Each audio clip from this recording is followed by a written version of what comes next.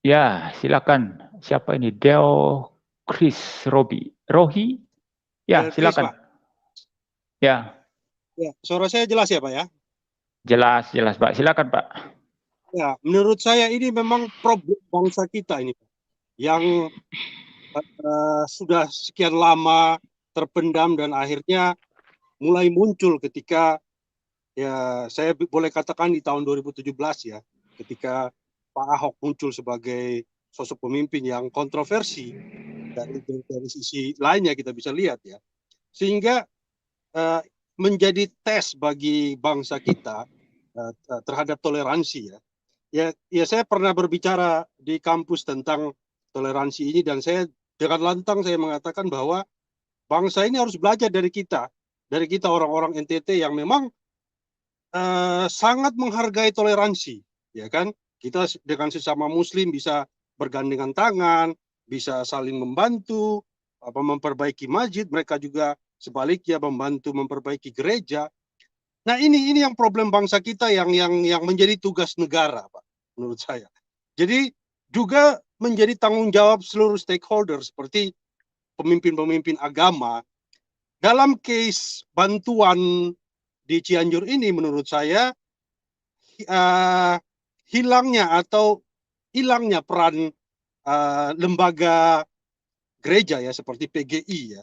Kalau misalkan dia menjadi wadah yang penting yang baik buat gereja-gereja, bisa aja bantuan-bantuan itu disalurkan melalui PGI, mewadahi itu semua dan akhirnya bisa disalurkan. Jadi tidak masing-masing gereja.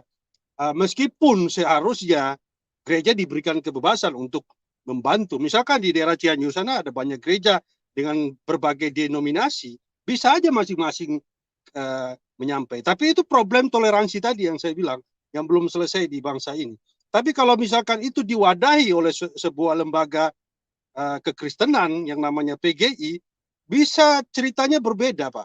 Jadi ada dua sisi saya lihat dari sisi pemerintah yang memang masih lemah dalam penegakan hukum. Jadi kita bisa lihat berbagai persoalan agama ini yang lemah penegakan hukumnya sehingga muncul reaksi-reaksi, muncul aksi-aksi di berbagai daerah yang sembrono saja yang tidak menghargai toleransi itu sehingga mereka berpikir ya kalau saya melakukan ini pun uh, pemerintah nggak begitu tegas kok gitu loh. Jadi ajaran toleransi itu terus digaungkan oleh pemerintah, tapi penegakan hukum pun terus dijalani sehingga ini berjalan seimbang sehingga pada suatu saat nanti negara kita benar-benar merata pemahaman tentang toleransi itu gitu loh Pak. Menurut saya itu aja Pak. Terima kasih Pak Emi. Ya, baik. Saya tanggapi yang pertama masalah ini ya. Anda singgung NTT tadi. Saya yakin sekali NTT memang barometer toleransi di Indonesia. Itu barometer toleransi di Indonesia. Saya waktu kecil saya merasakan sendiri, mama saya itu masih punya hubungan keluarga dengan orang-orang Islam, orang-orang Islam Arab ya, bahkan ada yang Habib itu ya. Itu mereka itu waktu kami kecil itu kalau musim jagung muda itu mereka sering pergi ke rumah kami bakar-bakar jagung di sana, tidur-tiduran di ladang bakar-bakar jagung begitu. Itu saya lihat waktu kecil itu. Jadi hubungan dengan orang Islam itu ya sesuatu yang biasa ya sampai di Jawa ketika saya tahun 92 datang ke Jawa boleh dibilang hampir semua mayoritas atau boleh dibilang mayoritas teman-teman saya itu orang-orang Muslim itu. Saya main band dengan mereka, saya makan tidur dengan mereka, orang Muslim, saudara. Hanya saya yang Kristen. Jadi saya pikir memang NTT ini adalah barometer toleransi di Indonesia dan perlu belajar. Ya, perlu studi banding ke NTT kalau mau bicara toleransi. Setuju, Ya, setuju, setuju. lalu yang kedua itu tadi PGI ya, Anda singgung PGI, tapi kalau setiap gereja masih menyalurkan bantuan ke PGI lalu dari PGI ke ini memang kan butuh cepat ya. Itu saya kira agak rumit itu prosedurnya nanti agak rumit itu kan. Ya, lalu juga tidak semua gereja anggota PGI ya. Setahu saya GRII itu bukan anggota PGI itu. Ya, jadi tidak bisa juga gereja-gereja yang tidak bukan anggota PGI lalu kemudian lewat PGI begitu. Lalu hal yang berikutnya itu tadi masalah Pemerintah. Masalah pemerintah ya. Masalah pemerintah itu ya,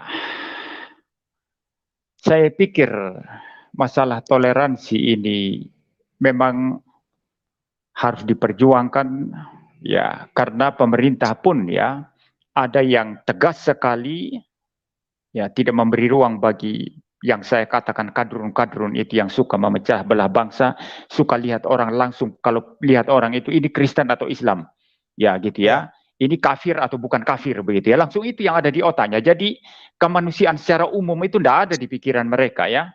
Nah, menurut saya pemerintah itu ya ada yang tegas, tapi pada umumnya juga sering tunduk oleh tekanan massa. Sehingga sering-sering keputusan yang diambil itu, walaupun seharusnya ini sudah waktunya untuk bertindak adil ya bagi minoritas ya, tapi itu tidak dijalankan karena ada tekanan massa. Ilustrasi yang saya sering pakai itu masalah MKC divonis 10 tahun lalu jatuhnya 6 tahun. Yahya Waloni yang melakukan penistaan agama Kristen, ya kasusnya sama, divonis cuma 6 bulan saja. Nah, ini kasus satu lagi yang saya perjuangkan ini, Julius Setiadi Hidayah Mu'alaf Channel adalah penghujat Tuhan Yesus. Begitu mengerikan dia menghujat Tuhan Yesus, sebut-sebut alat kelamin, taruh gambar alat kelamin, lagu Yesus tidak berubah diganti istilah Tuhan Yesus. Tuhan itu diganti dan istilah titit ya. Jadi titit digandeng dengan nama Tuhan Yesus begitu ya. Itu sangat-sangat mengerikan, sangat-sangat mengerikan penghujatan, penghinaan daripada Julius Hidayah Mu'alaf Channel ini. Ya, tapi sekarang ya nggak langsung ditangkap kan? Saya sudah melaporkan dia dan saya kawal terus ini ya. Ya, saya bisa saja datang langsung ke Polda nanti mempertanyakan kasusnya. Kalau sudah batas waktu toleransi untuk mengurus Julius ini belum diurus, saya akan datang tanya. Saya akan tanya terus nanti. Saya akan bikin streaming ya, ya biar dia juga yang sama seperti anak Batak yang memang menista Islam. Ya, saya anggap dia memang menista Islam karena bukan apologetika lagi. Dia bilang, mana Tuhannya orang Islam itu? Kalau saya pegang, saya gini-gini kan. Itu sudah bukan apologetika. Jadi anak Batak itu sudah ditangkap. Ya, sudah ditangkap dan mungkin sebentar lagi akan disidangkan dan akan masuk penjara. Ya. Nah, Julius yang melakukan hal yang sama, bahkan sangat-sangat mengerikan terhadap iman Kristen, dia pun harus diperlakukan secara sama. Nah, hal-hal semacam ini memang butuh perjuangan. Maka jadi orang Kristen jangan bilang harus berhikmat, apa yang bisa kita kerjakan, kita harus kerjakan. Kalau engkau tidak mengerjakan ini sekarang, kita akan memanen mungkin 10, 20 tahun, 30 tahun ke depan. Hal yang lebih rumit, yang lebih kompleks, yang merupakan, maaf kalau saya katakan, neraka bagi keturunan kita ke depannya. Bukan hanya keturunan orang Kristen, tapi juga keturunan orang Islam, Hindu, Buddha, dan seluruh intoleransi dipelihara sampai dari sekarang. Terus bukan tidak mungkin generasi ini berlalu, ya, generasi kita berlalu. Nanti kita akan memanen hal yang mungkin akan sangat-sangat merusak, ya, di dalam bangsa dan negara kita. Maka saya pikir orang Kristen tidak diperintahkan oleh Tuhan Yesus, ketika kamu melihat yang tidak beres, kamu diam saja. Ya, kamu berdoa saja. Tidak ada perintah itu di Alkitab itu. Ya, kita diperintahkan untuk berdoa. Kita diperintahkan untuk bagaimana mengusahakan kesejahteraan, ya, di mana Tuhan tempatkan kita. Itu dalam konteks Israel Perjanjian Lama, mereka dibuang ke Babel, Tuhan berkata kepada mereka, ya, kamu harus mengusahakan kesejahteraan di kota di mana aku membuang kamu. Kita diperintahkan oleh Tuhan untuk bersumbangsih, ya. Nah, inilah yang sangat cocok menurut saya dengan doa Bapa kami yang di sorga, dikuduskanlah namamu, ya. Jadilah kehendakmu, datanglah kerajaanmu, ya, datanglah kerajaanmu, jadilah kehendakmu di bumi seperti di sorga. Itu pengharapan orang Kristen agar sorga itu bersatu dengan bumi. Ya,